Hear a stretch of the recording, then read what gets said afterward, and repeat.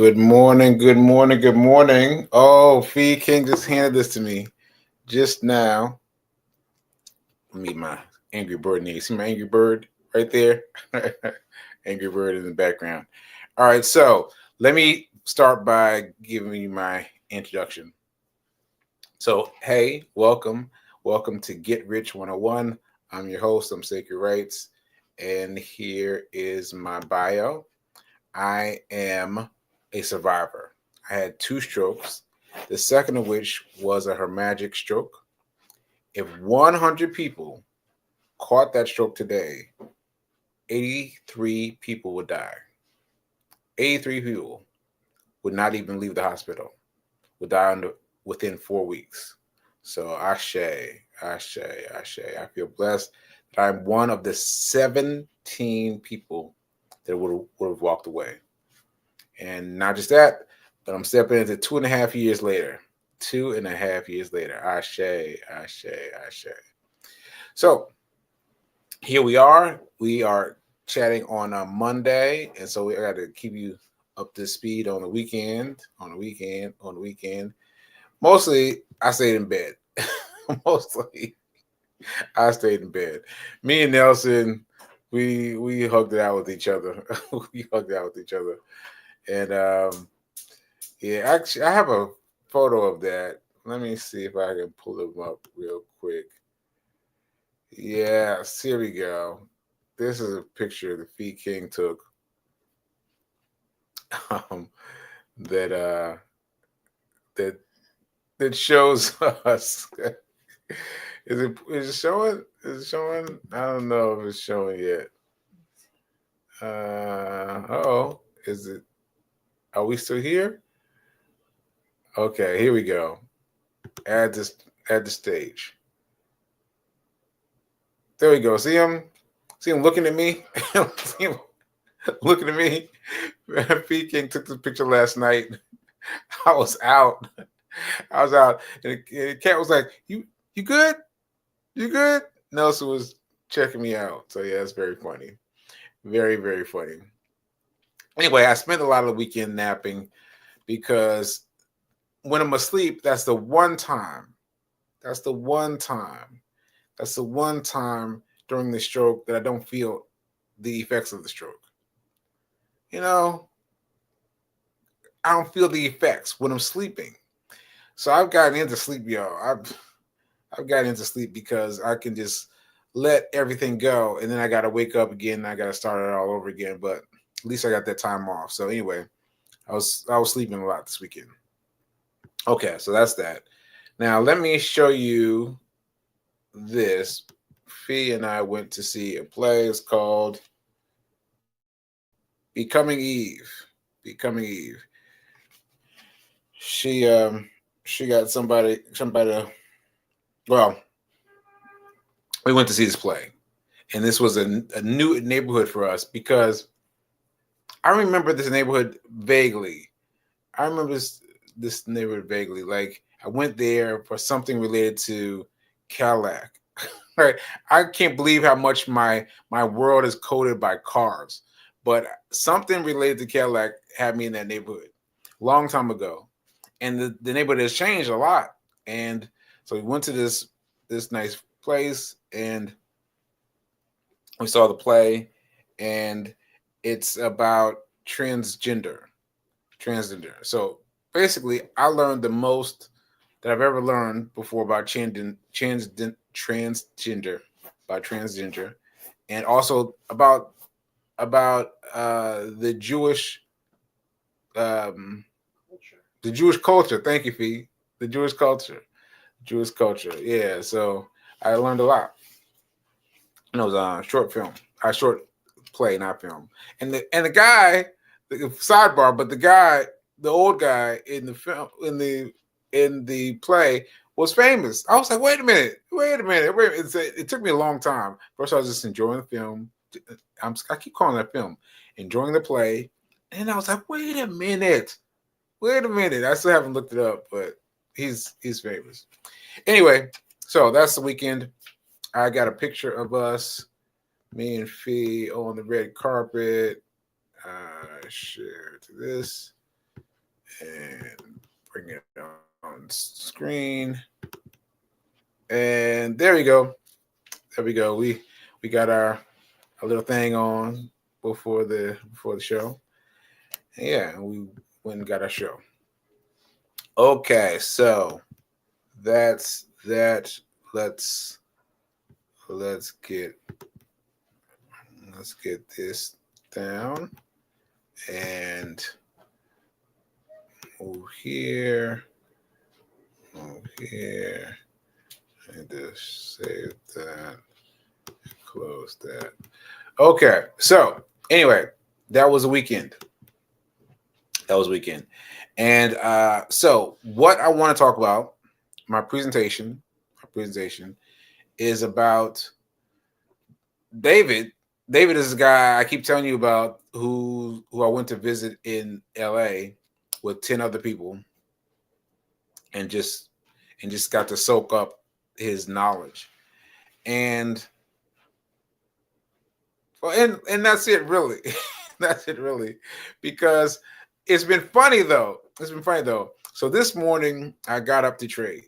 Now that's a big deal. Because since I got back from David, since I got back from LA, I've not been trading. I have not been trading. Now, this is partially on purpose because I don't want to be on tilt. And on tilt is like, and then you go in, you trade something, and you mess it up. So I've been careful of that because I've made that mistake many times before. Many times before I made that mistake. And what's funny is the tilt goes up or down. It can be this or it could be this. Anywhere, either side, you got to be calm, cool, collected, and be on fire. Be on fire, right? So anyway, I got up this morning to trade, and I'm still observing though. Because I'm trying to incorporate a little bit of what David does. Because why just a little bit? Because you all don't understand. See, David's thing was so big and so different from mine, that I can't qualify it to start a new system. Because what I've heard from traders all along is don't switch styles. Don't switch styles. All of them. They just repeat it over and over and over again. So what happens is you switch styles and then you try something new because you heard so-and-so, such and such, so talking about it. So that's happening with me and David, right? And I'm like, I don't know. And so that's what I've been waiting for it to fall out. So I'm choosing a little bit of something to incorporate into my trades. Just a little bit. Because I was thinking about it, honestly. I was thinking about it. I was like, maybe I could do a little bit of how he did it, but no, it would be too much of a switch. It would literally be a 180 degree switch because I am selling my stocks as they go up. I'm selling, right? Now, selling stocks when they go down is easy to do, but there are different things involved in going down. Such that I don't even want to get into it. I mean, there's a lot of stuff that goes into going down to chasing it down.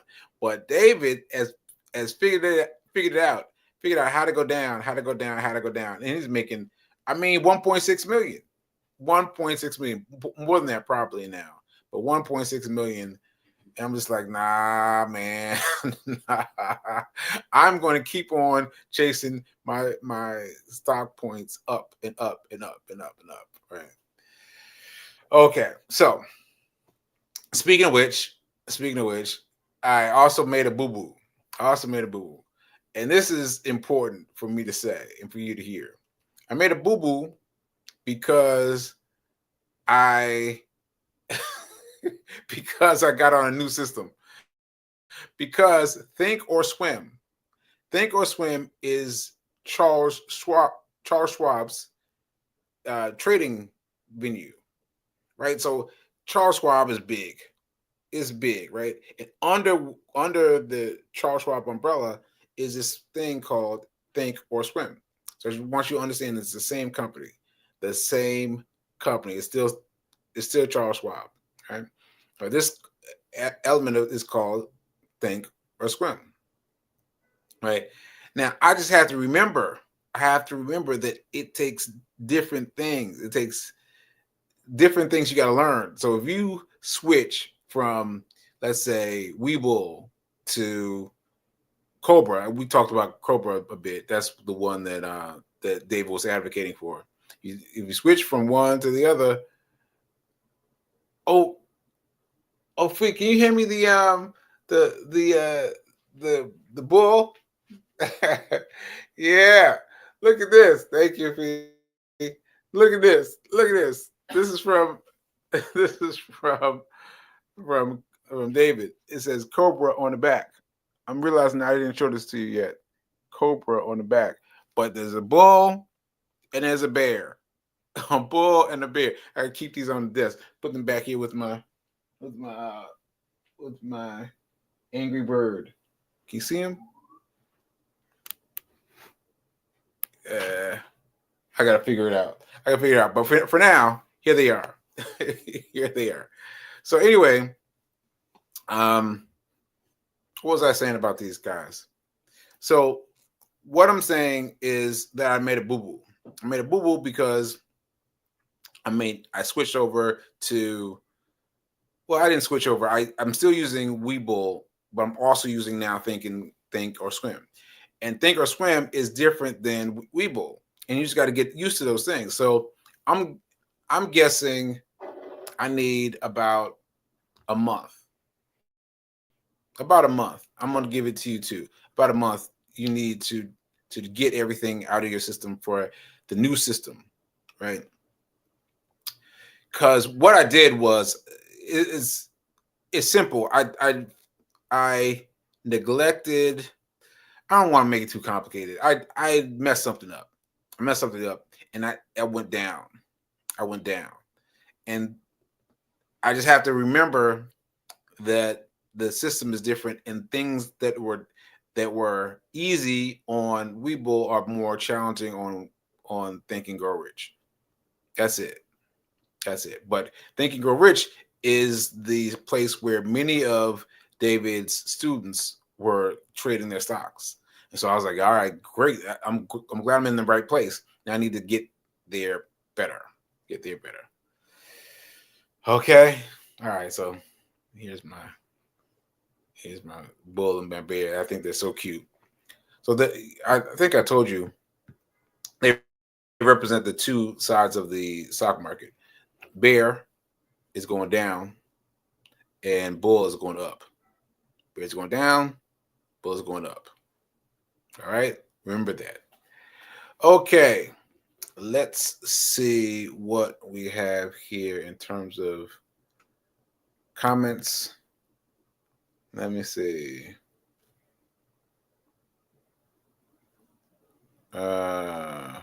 Okay, Free King is hit me from right over here. All right, what is she saying? Ask yourself why I went there for that immersive trading. Yeah, you know what? I just had to make sure it wasn't fake. That's real. That's as real as I can get. I had to make sure that it wasn't fake, because there's a lot of things about you and society that will get you to think that it ain't that doesn't fit.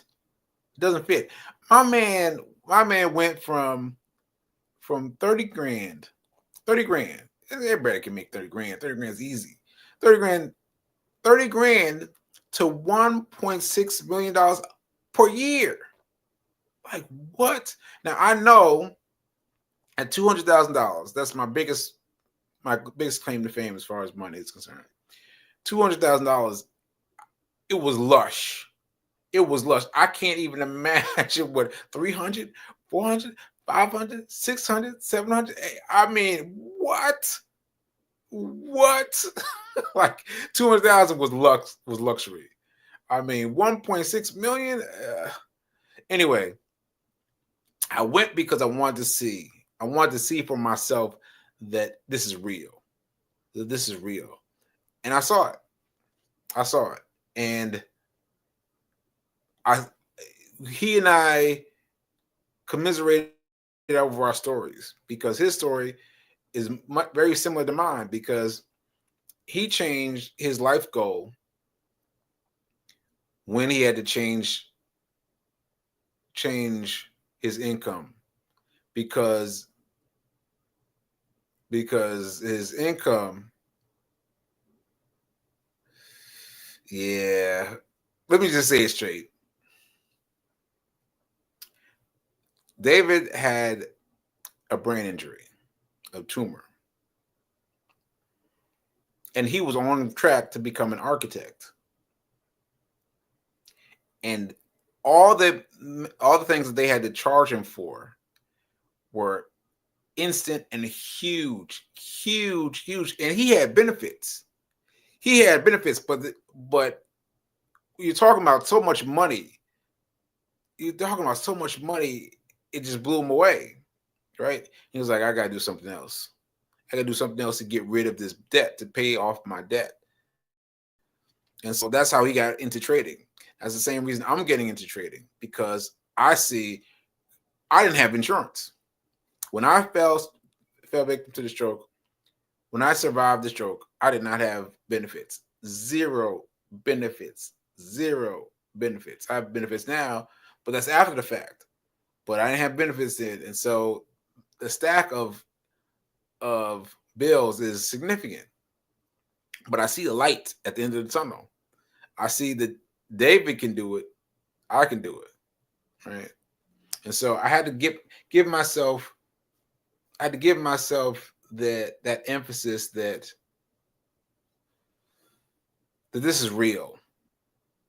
You know, this is real, because there's going to be lots of people to tell you it's not real. There's going to be tons of people who are in the financial industry have been like, oh, I say, cool, what are you doing? Yeah, no. I've been through the things. I've been through all the people. I've been through all the things. This is real. Just a matter of doing it. Ashe. All right. And what did I hope to achieve with this training? Yeah, that's what I want to achieve. That's really what I want to achieve. I want to achieve that, knowing that it was real. I mean, that's it. It sounds redundant, but yeah, I needed to see it and to hear his under the breath comments and see how he talked to different people and just talk about it and see him doing the trading. And by the way, my man made $500 while we were sitting there. He made $300 and $200 like that. What are you talking about? And I told you he doesn't like people behind him, so he's doing it. But I had the best seat in the house. I had a angled seat, so I just watched him. He was like $500. Just boom, and it was like it's okay for the day. Like, yeah, 500, yeah, it's fine. that just killed me. And by the way, one more sidebar. The people who make money doing trading are very tamped down. They start from here and go down in terms of their excitement about money. Like Tim Sykes, the man who started this all. Tim Sykes has got about 40 millionaires. 40 millionaires that he's taught how to be millionaires through the system, right? David Capablanca is one of them. David is one of them. So, oh no, oh no, the uh, the the shoot, the dog got me. Got it right out of my frame of mouth. Oh man, what was I saying? Oh well, I guess it'll come back to me. Let's see. Let's see. What else if he said? Finding out yourself that his process via trading is real, powerful, smart on your part. Yeah, I just had to go. And so David, by the way, offered this lesson for free. For free. For free. I was like, what? All I have to do is get there? All right, I'm going. I'm going. And even after I thought that, I was like, I'm not going. I'm not going. I'm going. I'm not going. And ultimately I went, and I'm so glad I went. Because yeah, I can feel it. Like, you know how you feel something when you go and you hear all the underworld stories, how you know, I'm not sure how to say it, but you get a difference. You get a difference from your reality.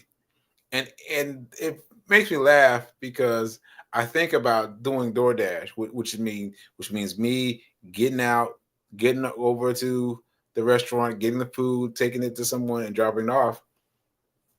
Doing that, I used to think is my only option. I used to think that was my only option, and this option is so far above it. It's so far above it. It's in another world. It's another world. Ashe.